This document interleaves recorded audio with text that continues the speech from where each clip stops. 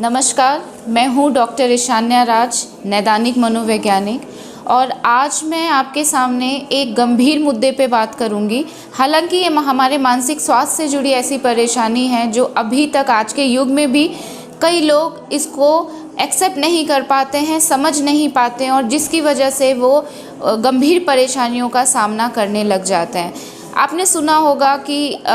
जैसे बचपन से हम सुनते आ रहे हैं कि लोग कहते हैं कि मुझे भूत की आवाज़ सुनाई देती है, मुझे भूत दिखाई देता है, उसके ऊपर जिन आता है। कल ही मेरी बात एक ऐसी महिला से हो रही थी जो कि करीब 4-5 सालों से मानसिक परेशानी से ग्रसित है, और उसने अपने लक्षण में मुझे ये बताया कि उसके अंदर शीतला माता समा गई हैं जब वो एक बार पूजा करने गई थी। और शीतला माता के जो हस्बैंड हैं वो जीसस हैं, और वो समय समय पर इनके पास आकर के इनको परेशान करते हैं, अपनी छाया इनके ऊपर भेजते हैं। तो ऐसे जो भी व्यक्ति या मरीज़ ऐसी परेशानियों से ग्रसित हैं, मैं खासकर उनको बोलना चाहूँगी कि आप समझिए सबसे पहले कि हाँ, ये मानसिक परेशानी के अंतर्गत तो आती है। साथ ही ये ऐसी मानसिक परेशानी है जो आपके सोच विचार को, आपके प्रत्यक्षण को, और आप जो भी कार्य करते हैं आपके व्यवहार को सीधे तरीके से प्रभावित करती है। अभी जो उस महिला ने ये कहा कि मेरे अंदर शीतला माता की आत्मा आती है, जिसको हम कहते हैं मनोविज्ञान की भाषा में हेल्यूसिनेशन, जो कि सूडो हेल्यूसिनेशन भी होता है, ऑडिटरी हेल्यूसिनेशन भी होता है, विजुअल हेल्यूसिनेशन भी होता है, गस्टेटरी भी होता है। मतलब हम ऐसी चीज़ों को सुनते हैं जो और लोग सुन नहीं पाता है और सिर्फ हमें सुनाई देता है। हम ऐसी चीज़ों को देखते हैं जो और लोग देख नहीं पाता है, बस हम ही देख पाते हैं। हम ऐसी चीज़ों की सुगंध को अनुभव करते हैं जो और लोग नहीं सुगंध ले पाता है, बट हमें वो सुगंध महसूस होता है। तो ये तब होता है जब हमारे प्रत्यक्षण में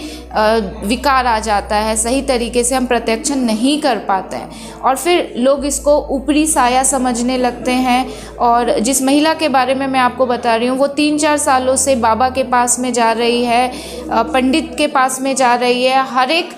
वो अपने तरीके से ऊपरी साया कह करके उसको ठीक करने की कोशिश कर रही है, झाड़ फूँक, तावीज़, सब कुछ, लेकिन अभी तक वो ठीक नहीं हुई है। और उस महिला की स्थिति ये है कि वो अभी अपना कुछ भी कार्य नहीं कर पा रही है। उस महिला से मिलने के बाद उसके परिवार वालों को मैं समझाई हूँ कि इसको ट्रांस एंड पोजेशन डिसऑर्डर कहा जाता है, क्योंकि वो महिला समय समय पे अपने अंदर कोई आत्मा आ गया है वैसा वो खेल खेलने लगती है। उसकी आवाज़ में बदलाव आ जाता है, उसके व्यक्तित्व में बदलाव आ जाता है। और कहीं ना कहीं, और अगर मैं इसके हिस्ट्री पे जाऊंगी तो ये आगे चल कर के स्किज़ोफ्रेनिया के लक्षण भी प्रदर्शित करेगा। तो ऐसी परेशानियां ज़्यादातर ट्रांस एंड पोजेशन, जो कि डिसोसिएटिव आइडेंटिटी डिसऑर्डर के अंतर्गत आता है, स्किज़ोफ्रेनिया के अंतर्गत आता है, या अदर कोई साइकोटिक परेशानी हो सकती है, उसके फीचर्स के अंतर्गत होता है, जिसमें हम जनमानस को समझना है कि इसका जो इलाज है झाड़ फूँक तक सीमित नहीं है। ठीक है, आप इसके लिए पूजा पाठ करते हैं, मौलवी को दिखाते हैं, वो बहुत अच्छी बात है, श्रद्धा की बात है, लेकिन इसके लिए आपको मनोचिकित्सक और मनोवैज्ञानिक से ज़रूर मिलना है, क्योंकि इसमें अहम रोल होता है कि जो हमारे मस्तिष्क में जब रसायन जो होते हैं उसकी सामान्य मात्रा में उतार चढ़ाव होते हैं तो ऐसे लक्षण प्रदर्शित होते हैं। दवाइयाँ इन्हीं लक्षणों को,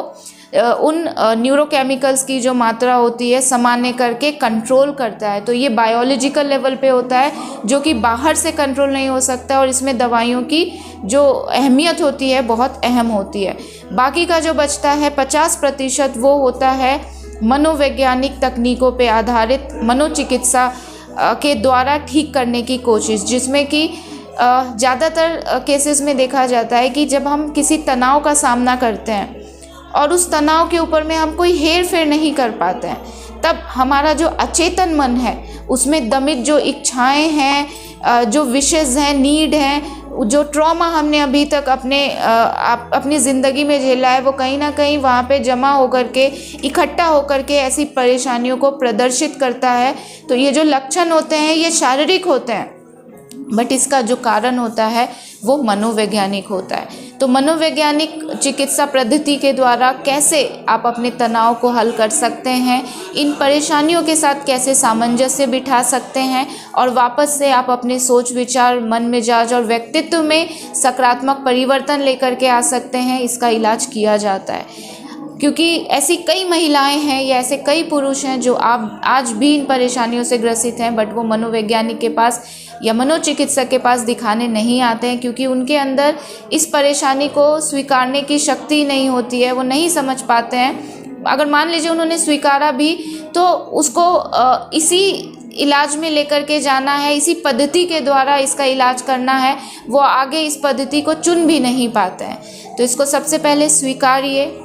सही विशेषज्ञ के पास जाइए, और जब तक डॉक्टर आपको परामर्श देता है चिकित्सा के लिए, चाहे वो मनोवैज्ञानिक हो या दवाइयों के माध्यम से हो, आप इसको ठीक करने की कोशिश कीजिए। ये भी वैसे ही समस्याएं हैं जैसे बाकी शारीरिक समस्याएं होती हैं, जैसे बुखार होता है ना, जैसे खांसी होती है, वैसे ही कभी कभी तनाव के कारण मन मिजाज में दिक्कत आती है, सोच विचार में दिक्कत आती है, और हमारे प्रत्यक्षण में ऐसे विकार उत्पन्न हो जाते हैं कि हम ऐसे जो एबनॉर्मल सेंसेशन है या परसेप्शन है उसको परसीव करने लगते हैं। इसी के साथ मैं कहूँगी कि हमारा जिला मानसिक स्वास्थ्य कार्यक्रम भी ऐसी परेशानियों के लिए एक खास मुहिम चलाया है जिसका नाम है दुआ से दवा तक, जहाँ पे हम मज़ारों पे, मंदिरों में जाकर के जो भी श्रद्धालु होते हैं जो मानसिक परेशानियों से, खासकर ऐसे परेशानियों से ग्रसित होते हैं, उनको बताते हैं कि आप दुआ तो कीजिए, लेकिन दुआ के साथ दवाइयों के रोल को भी समझिए और ज़रूर दवाइयों की ओर अग्रसर होइए। आप एक सकारात्मक परिवर्तन न सिर्फ अपने अंदर देखेंगे बल्कि अपने परिवार वाले और आगे जो लोग इस बीमारी से पीड़ित हो सकते हैं, आप उसके लिए एक आदर्श ज़रूर बनेंगे। नमस्कार।